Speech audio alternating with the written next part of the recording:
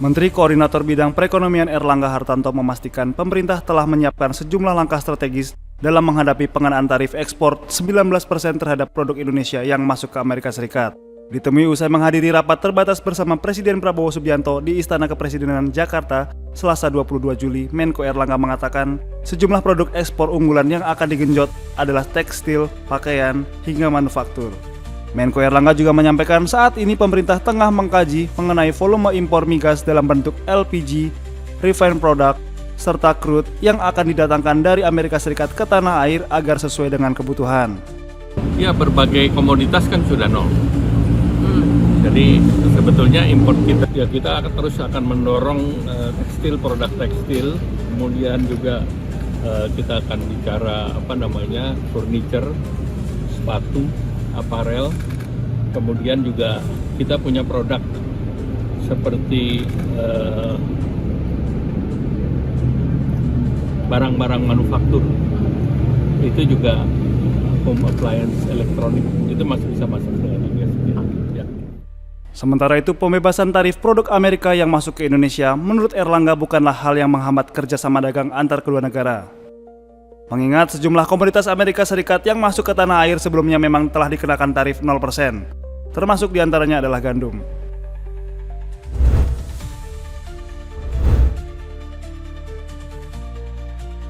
Menteri Keuangan Sri Mulyani Indrawati melaporkan persiapan dan penyelesaian penulisan nota keuangan serta rancangan anggaran pendapatan dan belanja negara RAPBN 2026. Laporan Kementerian Keuangan disampaikan kepada Presiden Prabowo Subianto di Istana Kepresidenan Jakarta Selasa 22 Juli. Dalam konferensi pers yang digelar usai menghadiri rapat terbatas, Sri Mulyani menjelaskan bahwa nota keuangan dan RAPBN 2026 nanti akan disampaikan langsung oleh Kepala Negara dalam sidang Kabinet pada 15 Agustus 2025. Sri Mulyani menyebut laporan membahas sejumlah hal, mulai dari asumsi makro hingga program prioritas Presiden seperti makan bergizi gratis atau MBG, sekolah rakyat, koperasi merah putih, kemudian cek kesehatan gratis atau CKG, ketahanan pangan, hingga program perbaikan infrastruktur pendidikan.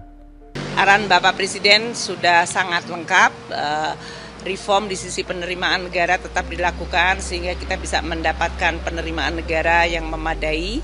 Belanja difokuskan kepada program-program penting, baik itu di bidang yang tadi telah saya sebutkan. Kemudian defisit harus dijaga pada level yang baik. Dalam hal ini seperti yang sudah disampaikan di DPR, range-nya saya laporkan kepada Bapak Presiden. Pembahasan lain yang disampaikan Sri Mulyani adalah rencana undang-undang mengenai pelaporan dan pelaksanaan APBN 2024 serta pelaksanaan APBN 2025.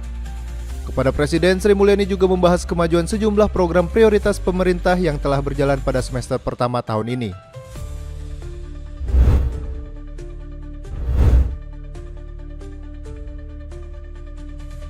Dinas Kepemudaan, Olahraga dan Pariwisata Disporapar Kota Pontianak mendorong Himpunan Pramuwisata Indonesia atau HPI untuk aktif dalam mempromosikan potensi wisata daerah. Basis promosi yang dimaksud diantaranya dengan mengedepankan nilai dan keberagaman budaya lokal, termasuk pengenalan keunikan tradisi, ritual, maupun festival kultural yang pelaksananya telah dipersiapkan untuk tahun 2026. Pada Selasa 22 Juli, Kepala Disporapar Pontianak Rizal Al-Mutazar mengatakan, penguatan kapasitas dan kompetensi para prawisata menjadi hal penting. Tidak hanya itu, penguasaan bahasa asing serta pemahaman terhadap sejarah secara detail juga menurut Rizal sangatlah diperlukan. Tugas HPI ini adalah sebagai supporting kawan-kawan di Disporapar, kawan-kawan di PHRI. Bagaimana memberikan masukan, memberikan motivasi, pengenalan terhadap event-event yang ada di Kota Pontianak, baik itu 2025 dan 2026 yang akan datang. Oh, tahun depan udah pasti ada Cap Gome, akan seperti itu. Oh, ada awal bulan Cap Gome, pasti ada yang namanya Pontianak City Run 2026. Ada festival Bakcang, ada festival Meriam Karbi. Selain itu, Disporapar Kota Pontianak juga turut mendorong HPI memanfaatkan platform media sosial. Selain itu, Disporapar Kota Pontianak juga turut mendorong HPI memanfaatkan platform media sosial dengan menggarap video pendek hingga virtual tour yang dinilai relevan. Pembuatan video pendek maupun virtual tour menurut Rizal perlu dilakukan untuk menjangkau generasi muda dan wisatawan global. yang kini lebih mengandalkan pencarian informasi secara daring.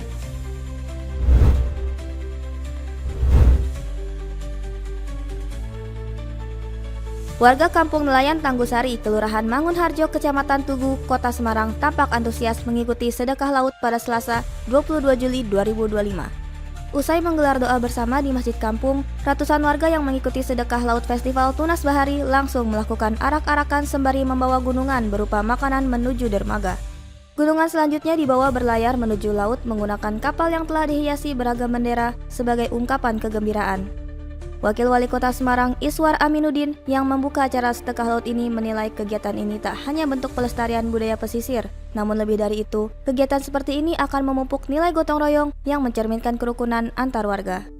Dan ini adalah aktivitas tahunan rutin yang dimana menurut saya sih ada sebuah nilai yang ingin kemudian dipertahankan oleh para nelayan.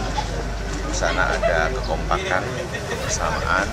Di sana ada muri-muri budaya, kemudian di sana ada memelihara laut yang dimana sebagai sumber mata pencaharian. Sementara itu bagi warga, sedekah laut merupakan wujud syukur kepada Tuhan yang telah memberikan sumber penghidupan dari laut. Kalau sedekah laut itu syukuran, namanya syukuran, alhamdulillah bersyukur, kita mengucapkan terima kasih kepada Tuhan. Semoga semua diberi keselamatan, untuk mencari ikan diberi banyak rezeki, barokah melimpah. Melihat antusias warga dalam kegiatan sedekah laut ini, pihak pemerintah Kota Semarang meminta masyarakat setempat untuk lebih serius dalam pengemasan agar kegiatan lebih menarik. Bahkan lebih dari itu, kegiatan sedekah laut ini pun diharapkan nantinya bisa menjadi agenda wisata tahunan sehingga mampu menggeliatkan industri pariwisata Kota Semarang.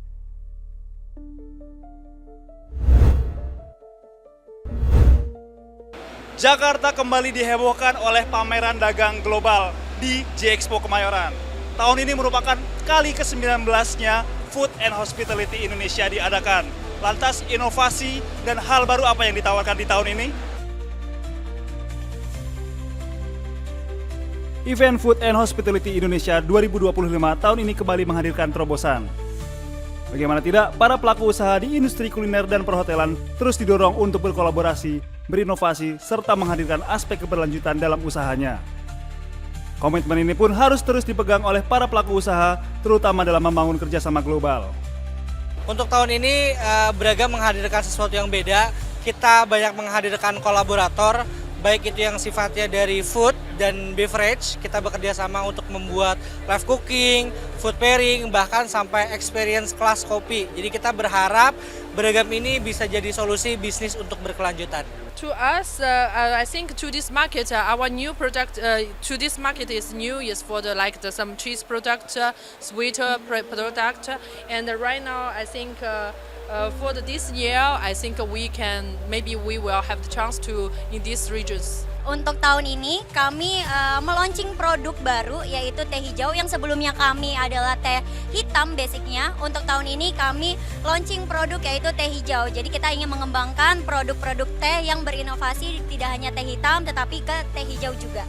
Mengusung selalu ke produk lokal yaitu yang ada di Jawa Tengah. Jadi untuk produk-produk Teh Dewi ini kita selalu mendukung petani-petani lokal dan berkomitmen untuk mengembangkan produk-produk teh yang berkualitas yang ada di Indonesia ini.